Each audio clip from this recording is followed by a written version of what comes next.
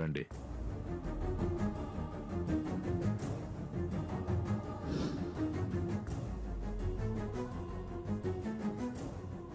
కూర్చోండి.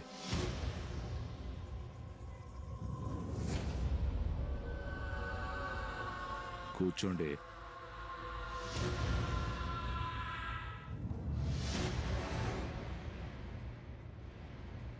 పర్వాలేదు సార్.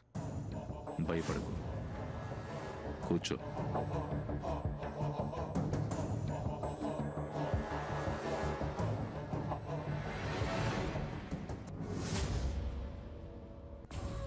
ఏం తీసుకుంటావు? Coffee, tea? ఏమి వద్దు సార్. ప్రస్తుతానికి నువ్వు నా అతిథివే. భవిష్యత్తులో నేను అనుకున్నది సాధించడానికి నాకు సహాయం చెయ్యాల్సిన తనవే. మొదటిసారి నా ఇంటికొచ్చే నా ఆతిథ్యం స్వీకరించకపోతే నాకు ఇబ్బందిగా ఉంటుంది. ఏం తీసుకుంటా? కాఫీ టీ నాకు అలవాట్లేదు సార్. నాకేమొద్దు. గుడ్ హ్యాబిట్, మంచి అలవాటు. నువ్వు నాకు ఒక హెల్ప్ చేయాలి.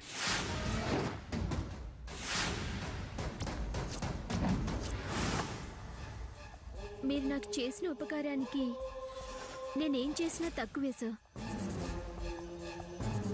చావు బ్రతుకుల మధ్యన ఉన్న మా అమ్మకి లక్షలు ఖర్చు పెట్టి వైద్యం చేయించి బ్రతికించారు.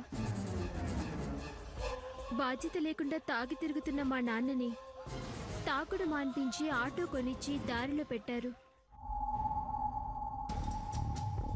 ఇన్ని కష్టాల మధ్యన నాకు చావు తప్ప వేరే దారి లేదు అనుకున్న సమయంలో దేవుడిలా వచ్చి నాకు భవిష్యత్తు మీద ఆశ కల్పించారు.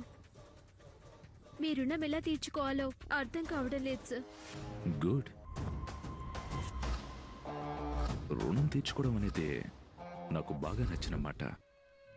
మనం రుణాన్ని ఎప్పటికప్పుడే తీర్చుకోవాలి, లేకపోతే అది జన్మజన్మల వరకు మనల్ని వేధిస్తూనే ఉంటుంది. నా రుణం తీర్చుకునే అవకాశం నీకివ్వబోతున్నాను. కానీ నాకు చిన్న డౌట్.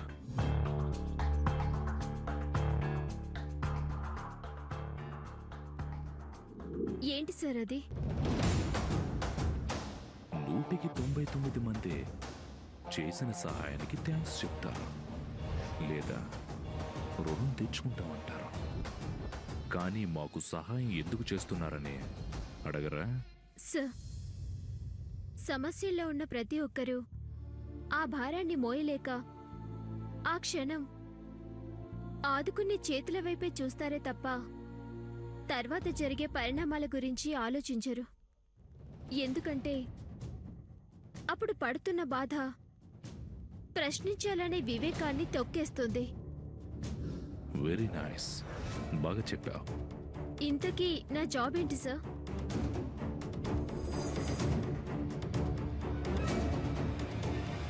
ఇందాక మీనాక్షితో మాట్లాడావు కదా, అదే నీ జాబ్.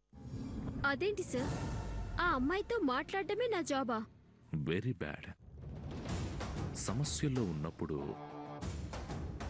సహాయం చేస్తే ఎందుకు చేస్తున్నారని ప్రశ్నించాను. ఇప్పుడు ఏ ప్రాబ్లం లేదు కాబట్టి జాబ్ ఇచ్చాను కాబట్టి అదేంటి సార్ ఇదెందుకు అని ప్రశ్నిస్తున్నారు. నో, ఇది కరెక్ట్ కాదు. I'm sorry sir. కాకపోతే చిన్న అనుమానం సార్, అడగొచ్చా? అడుగు. మీరా అమ్మాయిని మీనాక్షి అని పిలవమన్నారు. తనేమో నేను మీనాక్షిని కాదు జానకిని అంటుంది. అసలు తను మీనాక్షియేనా సార్? ఖచ్చితంగా మీనాక్షి. మరి ఎందుకు ఒప్పుకోవడం లేదు సార్? ఒప్పుకోరు.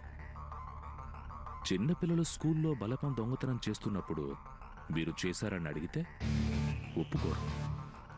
ఆ వయసుకు తగ్గట్టుగానే మాస్టారు లాలించి బుజ్జగించి అడిగితే ఒప్పుకుంటారు. నేరం చేసిన వాడు పోలీసులు అరెస్ట్ చేసినంత మాత్రాన నేరం ఒప్పుకుంటారా? ఒప్పుకోరు. పోలీసులు వాళ్ళ స్టైల్లోనే ట్రీట్మెంట్ ఇచ్చారనుకో, నేరాన్ని ఒప్పుకుంటారు.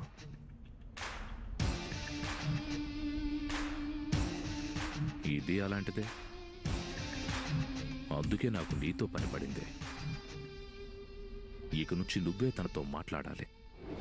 నేను చెప్పినట్టుగా చేసి నేను మీనాక్షిని అని తన నోటితోనే చెప్పించాలి. అదే నీ డ్యూటీ. అడగొచ్చో అడగకూడదో తెలీదు. ఇంతకీ మీనాక్షి ఎవరు సార్?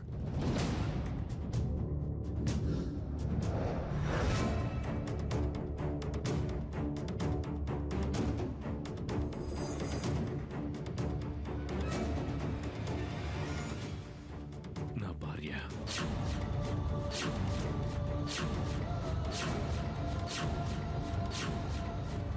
అంతకన్నా ఎక్కువ వివరాలు తెలుసుకోవడానికి ప్రయత్నించుకో. నేను ఒక వ్యూహం పన్నాను. ఆ వ్యూహంలో మరికొందరితో పాటు నువ్వు ఓ పాత్రధారివే. ఆ ప్లాన్ సక్సెస్ కావడానికి నువ్వు నాకు హెల్ప్ చేయాలి. అందుకే నేను అపాయింట్ చేశాను. చేస్తావా? తప్పకుండా చేస్తాను సార్. అవసరమైతే నా ప్రాణాలైనా ఇస్తాను. Very nice. ప్రాణాలు. ఇందాక రుణమన్నా, ఇప్పుడు ప్రాణాలు అంటున్నా. బాగుంది. నీ దగ్గర నుండి నాకేం కావాలో అది నేను తప్పకుండా తీసుకుంటాను.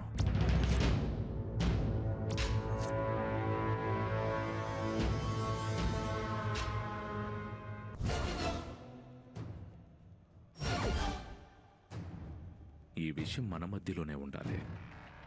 ఎవరికి తెలియడానికి వీల్లేదు. ఒకవేళ ఈ విషయం నీ నోటి నుండి బయటికి వస్తే ఇందాక నువ్వు ఇస్తానన్న ప్రాణం నేనే తీయాల్సి ఉంటుంది. అంతేకాదు, ఫోన్ 24 గంటలు ఆన్లో ఉంచు. ప్రతి క్షణం నాకు అందుబాటులో ఉండాలి. నాతో తప్ప ఈ ఫోన్లో ఎవరితో మాట్లాడకూడదు. అర్థమైందా? Okay sir. నెక్స్ట్ నేనేం చేయాలో చెప్పండి. ప్రస్తుతానికి నువ్వు హాస్టల్కి వెళ్ళు. నువ్వేం చేయాలో, ప్లాన్ ఏంటో ఆ వివరాలని తర్వాత చెప్తాను. నేను వెళ్ళొస్తాను సార్.